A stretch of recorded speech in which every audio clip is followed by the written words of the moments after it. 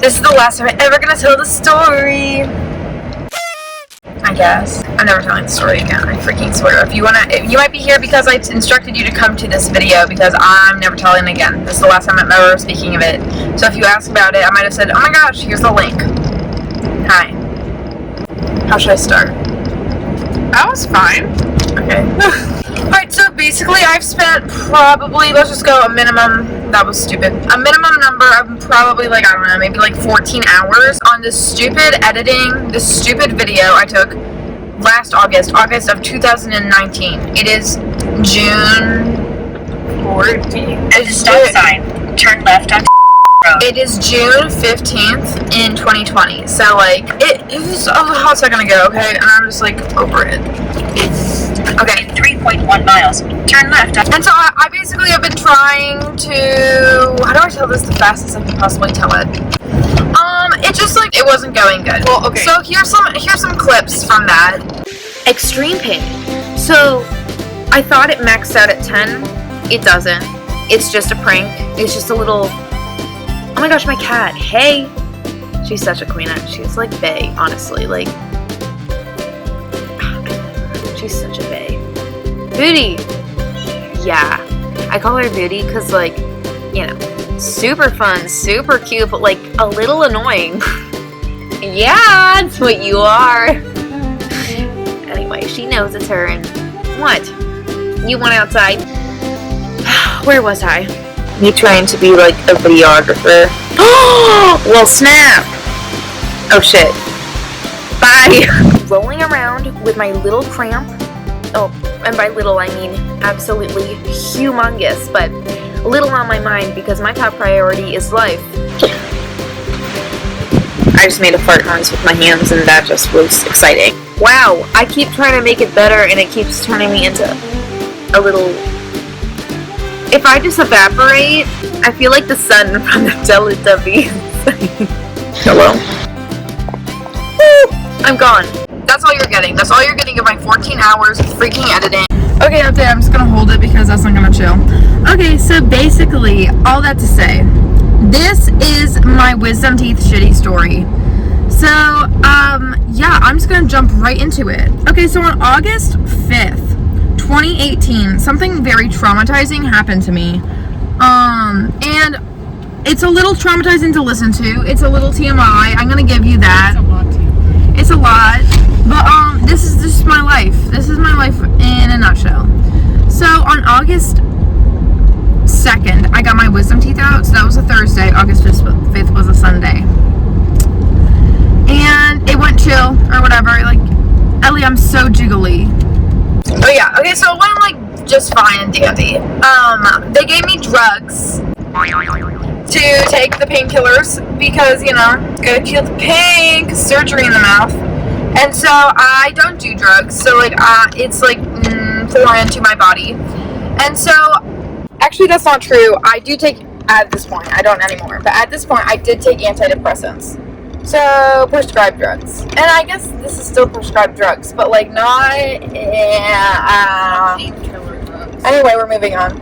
On Thursday and Friday, I took the good amount. Like, if the doctor told me you are going to take 2 an hour, I took 2 an hour. I was a good freaking student or client or whatever they call them.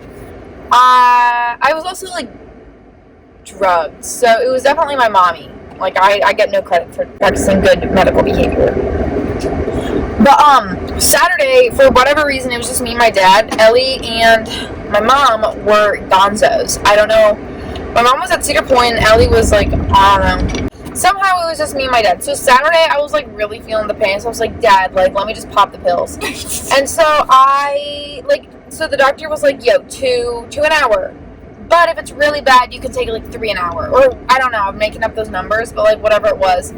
And so I would take 3 an hour. Like I really went to the limit of what I could take. As opposed to just like 2, like every couple hours. It was like in half a mile. Turn left on road. Okay, you get the vibe. And then Sunday. Sunday's 5th. Sunday today, everything went wrong. But Sunday, I took no pills. And so I woke up and I was not doing good. And I just, like, knew, like, oh gosh, not a good day. But it was also Sunday, so we were going to go to church with my dad. I mean, he wasn't like, dude, you have to go to church, because he knew I was just, like, not doing good and, like, kind of ill. But I wanted to, because I just got back from a mission trip, and I wanted to reconnect with the people I just went on a mission trip with, because it was a new bunch of peeps. And so, basically... At the stop sign, turn left onto road. Church was miserable. It was the most miserable hour and a half of church I've ever experienced in my life. Church was probably great, but, like, I was not great. I did not feel good at all. I was so sick. I knew something was going to come out of me somewhere, out of some hole. I had no idea which hole. I had no idea when it was going to happen, and I had no idea what was going to come out of me. But I just knew it was not okay. And so as soon as church was over, literally just went to church for the socializing part. But as soon as church was over, we skipped over the socializing part. I was like, Dad, Papa, take me home. And so he took me home. And so I just... So we got home from church, and I was not feeling good. I had a tummy ache, kind of cramp thing. So we have a sectional couch, and I just kind of plopped my whole freaking body onto a cube. I was like, this is the cube for me. And I contorted my body into this position. Of a mile, turn right onto... That just kind of numbed the pain. And I was like... It was still there, it just, like, wasn't being able to be felt because of the position. You get it, if you do. If you don't, that's fine. Just don't think about it too hard. It might break your brain. Anyway, a couple minutes go by, I've had enough peace to recollect myself, and I'm like, alright, I'm clearly miserable. I'm going to transport my body to the other couch that is in front of the TV, because, like, if I'm going to be miserable and contorted, let's do it while entertaining myself. So, I rented Suicide Squad, and my dad came in and he gave me a magnesium drink. He gave me a vitamin C drink, magnesium pills, and charcoal tablets. And I just kind of gobbled those down. And because that was supposed to help digestion, and since it was a stomach problem, he was like, maybe that's what it is. And I was like, okay. So I'm just, like, living my life, like, contorted on the normal couch now, watching Suicide Squad. And it was about 45 minutes in, my body just kind of erupted with pain. Pain I didn't know it could exceed. Like, I thought, basically my pain just really leveled up really fast, really abruptly, and my body was not prepared for it, so it was, like, alarming and shocking, and my body was like, can I help you? So I'm just living my life, not doing good, and then all of a sudden, like I cannot really breathe. I mean, like, I can breathe, but it's just, like, definitely harder. And so I'm sweating, and I'm shaking, and my body is, like, glitching. And so anyway, so I'm overheating. I don't remember why. I knew why in the other video. Okay, you're right. The details aren't important. Even though I did know the actual details in my other video, my 14-hour long, not hour long, but hours more video. We're just trashing that one. It's going straight into the trash when I get home. It's going to be fine. Cute cares about hard work anyway. So I was not doing good. I was hot. I was overheating, so I wanted to go to the basement because heat rises. And so I wanted to go downstairs where it's cool because our house isn't air conditioned and I needed to cool down because my body was overheating. So I've said like 700 times. So I got there. I was literally so cramped up and in pain. I did not turn on the lights. I brought a glass of water down with me and I tripped over it and it like spilled. It was a whole mess. In my phone, I had my phone too. And so I was down there and I was just like laying down trying to breathe and to cool down and it was not working and the pain just like was not doing good. And so I called my dad. I was like, Papa, I need help. No, not yet. Basically, I went down there and I wasn't doing good. I was in so much pain. It was like overwhelming.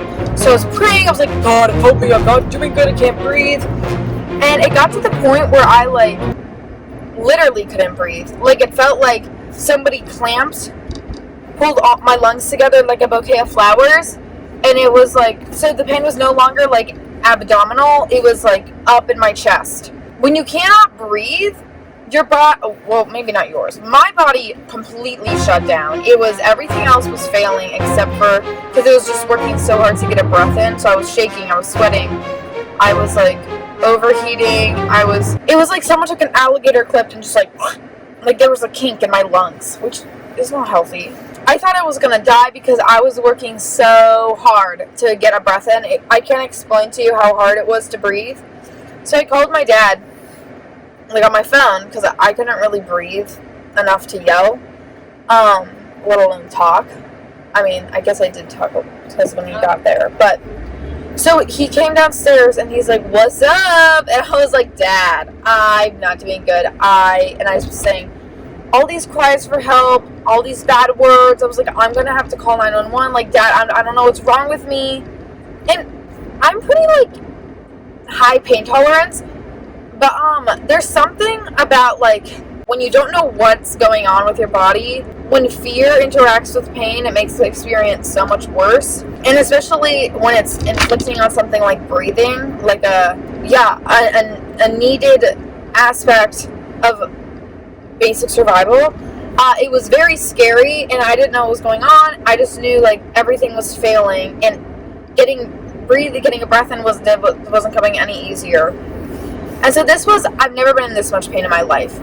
And so my dad, not an evil person, but for whatever reason, he just thought I was fine. I wasn't fine. I don't know why he thought that. I don't know what misconstrued message happened in my like literal breathy, raspy, wheezing air breath talk words. Whatever. I was not okay, but he just thought I was okay. I wasn't okay. I thought it was really obvious. Anyway, I was not joking when I said I needed to call 911. So when he went upstairs, I was like, in the middle lane.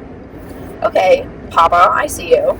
So I called 911 myself, and they did this thing where they just didn't answer the phone. And so it did the rings. It was like ring, ring, ring, ring, ring, ring, and then just stopped, and it just shut off. Like, I didn't click the hang up button. It just like stopped ringing, and I was like, what the actual heck's going on? And so I just assumed, because I was in my basement, I was like, okay, I guess maybe I just don't have service down here. I wasn't expecting that to happen. I wasn't expecting them to just not answer. So that one really shocked me. Because I was always told, I don't know about you, but like I was always told growing up, like if you're in a dire emergency, like if you think you're gonna die, like call 911, like they'll help you. No. I just didn't answer. Put a pin in that because we come back to that. Anyway, so then I was like, oh gosh, like Dad's not coming through for me, 911 isn't coming through for me. So I'm like praying again. I'm like, God, like literally, I really think maybe it's just in your will for me to die right now because nothing is working out. Death seems like the option. And I need to throw in something right here. When you are so close to death, I guess, and when you're physically debilitated to the point that it's like you're closer to just like die than like fight for life, it's just not motivating to like choose life in those moments. So it would have been so much easier to just like give up and be like, like take me now. But I didn't want to, but it was a fight, man. I don't know how to explain it. It was just a fight. And so eventually I just kind of concocted enough, I guess, prayer that God just was like, okay, I'll like level you down a little bit. I just can't do this, Ellie. You're doing a good job. I keep comparing it to my other one, and I'm like, it's not as good. I think you're doing a good job. It's not my best. Let's continue. Okay, whatever. I'll just save that. I won't delete it. I just will never post it. I'll just do it that way. Compromise. And so basically, he minimized enough pain, like an inch of pain, which doesn't sound like a lot, but when you're literally on the doorsteps of hell, like anything down is such an emphasized upgrade. Like, I have no idea how to explain it to you. Like, when you are that close to hell, you're just like choosing death. It's just like it's the easier outcome. And so when something comes that's like encouraging life in a really unmotivating time to encourage life, it's like, oh, like yes, maybe reinforced positivity, like let's do this. So I got lessened pain. I cannot speak English. I lost enough pain that I was no longer paralyzed because I was like, I could not move. I don't know if I mentioned that, but I was literally in so much pain and clamped up, like by this like chest cramp, I guess, in my lungs that I just couldn't even move. So the pain subsided enough that I could move my body. So I rolled over to the center of my basement, and I'm still thinking I'm gonna die because it's just like, and it sounds like a joke, like, I thought I was gonna die. No, I really thought I was gonna die. Like, I really genuinely thought that was the end for me. And so, I'm just like, look, I kind of am feeling a little heavy, and I kind of have to poop. And so I'm like, I have nothing to lose. I called my dad. I called 911. I prayed to God. Like, this is where I'm at right now, and I'm just gonna go. I'm just gonna go for it. So I just took off my shirt because I was hot. I was sweaty. I was like, obviously, if I'm gonna die naked, I don't mind. Like, you have no shame when you're dying. You're like, honestly, like, if it saves my life, it saves my life. If it doesn't, like, I tried. And so I was taking off clothes, and I was also simultaneously, I'm going to put my shades on for this part because I'm just like a little bit ashamed. I was simultaneously shitting my pants.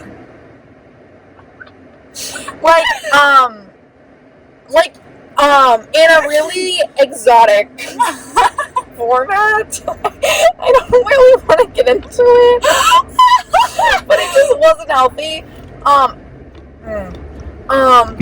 I was just like kind of rolling around my basement like naked, getting the job done because okay, after the first time I did it, I was like, oh my gosh, like I can breathe a little bit better. And so that, again, encouraging when you're that close to death, but you don't want to die, but it's just easier to die. And like something is more and like motivates you, is like, come on, come back to life, come back to me. Like when outside factors are doing that, it's like, okay, and you jump on board. So I was just like, after I worked a little bit, I kind of got a little bit too excited, and I really went full out ham. Anyway, so that, like, just don't think about it too much, but just like, it's way worse than you thought. 1 mile. Turn left onto. And so basically, I got enough out of me, I guess, that I was like even less paralyzed, I guess. So I could, not only could I like roll around and move, I could get up. So I got up, and I was like, okay, I'm going to go to the bathroom, because, like, I am a human being, and I do respect my time. So then I was walking up my stairs, and when I got to the top, it was like, so the first thing that pops up when I walk over the stairs, which I think is general, like, you know, is my head. And so when my head was above, I saw my dad, and I'm, like, butt naked, like, you know, like, not it. And also, like, a little messy, you know, okay. And I was like, Dad! Turn around, I am butt naked and disgusting, and whatever you do, do not go in the basement. I couldn't have emphasized that enough. I was like, do not go in the basement. And so he's like, okay. And so he turned around, and so I waddled my freaking poopy ass naked butt to my bathroom. I'm still in so much pain. I just need to know. I was still in so much pain. Like, you think like it maxes out at 10, it surpassed 10. Like 10 is just a suggestion. So we were at like 60 at peak pain, and so I'm now at like 40, which is like, at least I'm able to move around. Like, you know, like I'm taking it for what it is. Like, cause it's like, you know, once you're there, anything better is better. You know, hindsight's 20/20. At the light, turn left onto. Then turn right into the parking lot. So I get to my bathroom, and I'm like, okay. And I sit in my toilet, and I'm just like trying to like do it the human way. And anyway, after that became empty, I suppose. I sent a Snapchat to some of my friends, and I'll insert that here.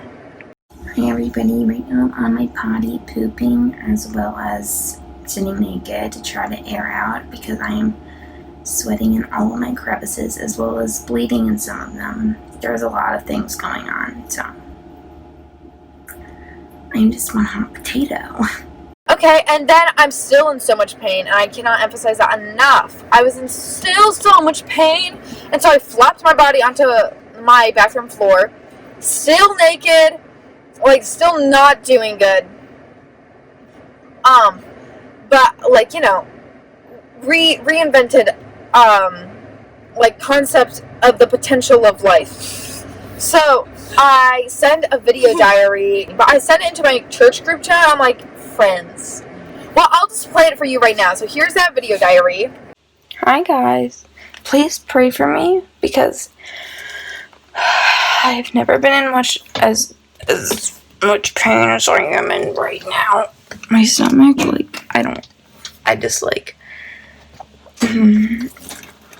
know how to get rid of the pain. Like, I literally was in the basement screaming. I called 911. They didn't answer. We loved that. But then I pooped my pants. And now I'm in excruciating pain and I don't know what to do. So prayers would be helpful. Alright, so I sent that to them. And actually, I don't remember if I called 911. I called 911 again once I was upstairs. Turn left I don't remember if it was before or after I sent the church people the video, but again, irrelevant to do. So I called 911 again, and they still didn't answer. So, like, it was the same thing as downstairs, so I realized, like, it wasn't a me problem, it was a them problem. So I was just like, oh, like, it's just not in God's will for me to live, like, got it. Okay, so, Right. anyway. So 911 didn't answer twice, and I was like, okay. So then about 10 minutes, 10 or some, I don't know. I really have no grasp of time. But, well, I do know I was down in the basement for about 20 minutes. It was, like, fine until it wasn't, and then the last, like, 7 minutes was me, like, you know, making solution happen. If you follow. So about, like, 10 minutes go by after I make that phone call, and I think in that time, in that 10 minutes, is when I sent that video diary to the, my church friends. But then I got a phone call. My phone started ringing from this town near me, but not, like, super near me. It was, like, far enough away that I just assumed it was a telemarketer. Because, and when you're, like, just getting this new rebirth of life, you're not like, oh my gosh, first word, said I'm to a freaking robot. No. So I was not into that. So I just let that ring out, because I was like, absolutely not. I'm not talking to a freaking telemarketer. But then I noticed I got a voicemail, and I was like, oh? So I was like, let's give it a listen, because while I'm not in the mood to talk, I am in the mood to, like, be entertained. So, like, let's see what you have to say. It was 911, and they called me back. And I'm just going to play that message here. Well, this is 911. We had a hang-up call from yourself. And if you do have police, fire, or medical emergency, give us a call back. If not, you could disregard it as Sunday, August 5th at 4:11 p.m. Thank you. And I'm just, like, thinking, like, what? Like, what if I would have died? Then what? You know? Like, that's not chill. Like, they don't get to just call and be like, hey, like, are you okay, man? Like, I was just wondering, because, like, you know, we got, like, a hang-up call from you. Well, you know what, sir? It actually wasn't a hang-up call. It was actually a cut-off call on your end. So, sorry, not my problem. It actually is my problem, because I'm an independent woman. I think that's actually something that very influenced me to be so independent. I've been let down a lot of times in my life. That was the one that was definitely the least expected. But, probably the most loud, voluminous one, volume-wise. I'm like, you need to fucking carry your own life. Everyone will let you down. One of the things that I tell my friends sometimes, I'm like, if you ever think that you don't matter, just remember that my sister called 911 twice because she thought she was dying. Genuinely. And and I point that out. I'm like, she genuinely thought she was dying. I couldn't. And they just didn't answer. My body was failing. And they just didn't answer her. 911 did not like, answer. When your body shuts down because it's putting all energy, all forces, all, like, freaking bloody cellular membrane powers just into your lungs so you can breathe, you know there's a problem because nothing else is functioning correctly. Anyway, basically they didn't answer. That's kind of like the end of the story. The pain just kind of faded out, and my mom and my sister came home. They were like, oh my gosh, I heard you're not okay. Oh, no, I forgot.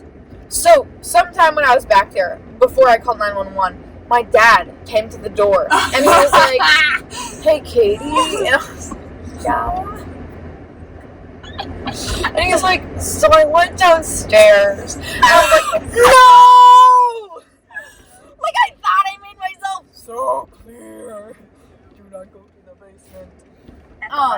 Turn left And I was onto like, Chillicothe Road. oh gosh, I'm so embarrassed. And he was like, yeah, so like, yeah. are you okay? And I was like, you disgust. No. But then he was like, this is the part. And he goes, oh, I cleaned it up for you. No! Like, no! That was humbling, to say the least. I was 16 years old at the time, just for reference. I'm 18 now, so... Yeah, that happened too. Yeah, everyone came home and it was like, Catherine, are you okay? And I was like, no. But and I didn't know what was wrong with me, and... Yeah. The one thing with the 911 thing is, like, it's kind of wild, because it's like, if I really thought I was dying, and I did, like, you'd think I would have just kept calling. Well, the thing that gets me is, what if you were being held hostage in a kidnap situation? Or what if there was a murderer in your house? I know, I thought about that too, like, that's what I'm like, dude, that's not okay. He's like, hey, I just want to make sure everything's okay, like, you know, like, we couldn't get to the call, but, like, you know, I feel like everything was fine, like, that's great, but, okay. Yeah, so basically, and it's weird because when we were kids, we were always told, like, don't accidentally call 911. I know, because the cops will show up at your house. That's why I was so scared to call them, because even though I knew it was an emergency, I literally had to convince myself that it was good enough. I was like, Katie, you literally think you're gonna die. You don't know what's wrong with you. I just felt like right onto Kirtland Road. I'm just not good enough for them. Like, I do not deserve to be heard right now. Even though, like, I could have died. I really think I could have. Also, something that was alarming later that I learned, this is like kind of, I don't know. So when you actually do die, like, your muscles, because, like, your abdominal, that are contracted, like, because they're not normally contracted, but when you die, like, everything just relaxes, and so everything comes out of you. So you died for a second. So I really wonder if I did. I literally really wonder if I did. Because my body just kind of, like, released. Anyway, mysteries. That's all. I don't know. I think that's all I have to say. That was the story. I'm going to try to post this today before I chicken out. That was 30 minutes. Will anyone watch that? You'll have to edit it. What's to edit, though? I filled up every freaking second. Well, no, you'll have to edit it. I'm going to die.